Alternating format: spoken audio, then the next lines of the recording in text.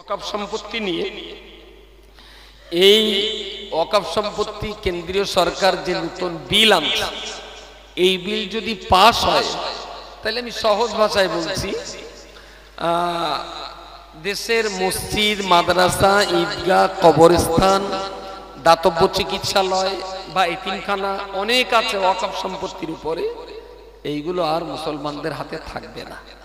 অথচ এইগুলো আমার বাপদাদারা আমাদের জন্য দিয়ে গিয়েছিলেন, তাই না? ওয়াকফ সম্পত্তি কোনো সরকারের বাপের সম্পত্তি না। ওয়াকফ সম্পত্তি না কেন্দ্র সরকারের না রাজ্য সরকারের, এটা আমাদের সম্পত্তি। আমাদের পূর্বপুরুষরা আমাদের জন্য দিয়ে গেছে।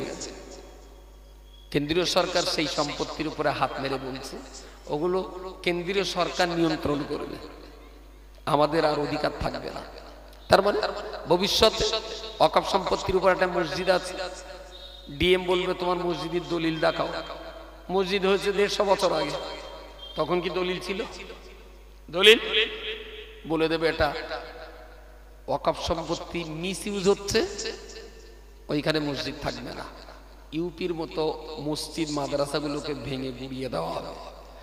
এই ওয়াকফ সম্পত্তি মুসলমানদের নিয়ন্ত্রণে ছিল, আমাদের নিয়ন্ত্রণে রাখতে হবে।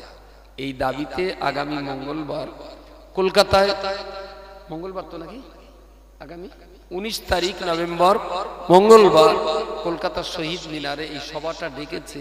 দিল্লিতে যে মুসলিম পার্সোনাল ল বোর্ড আছে, মুসলিম পার্সোনাল ল বোর্ড এই সভাটার মূল আহ্বায়ক।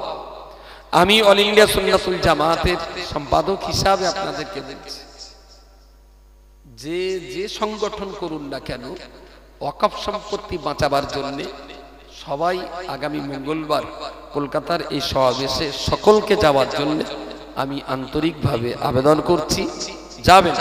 এবং আগামী শনিবারের দিন এই সম্পত্তি কিভাবে যাচ্ছে, কেন নিচ্ছে, এর বিস্তারিত একটু জানাবার জন্য জামিয়া রহমানিয়াতে আমরা একটা অনুষ্ঠান প্রতিবাদ সভা করছি। জামিয়া রহমান তার মানে টাকি রাস্তার ধারেই, জামিয়ার কাছাকাছি। আগামী শনিবার আপনাদের সবাইকে একটু মুখোমুখি প্রচার করে দেবেন। এত দূরের লোক অবশ্য সুন্নতুল জামাতের খুব একটা লাগে না, ওজা মাঠ আশপাশের লোকই ভরে যাবে। যদি ইচ্ছা হয় একটু যাবেন এবং প্রচারে রাখবেন। আসসালামু আলাইকুম ওয়া রাহমাতুল্লাহি ওয়া বারাকাতুহু।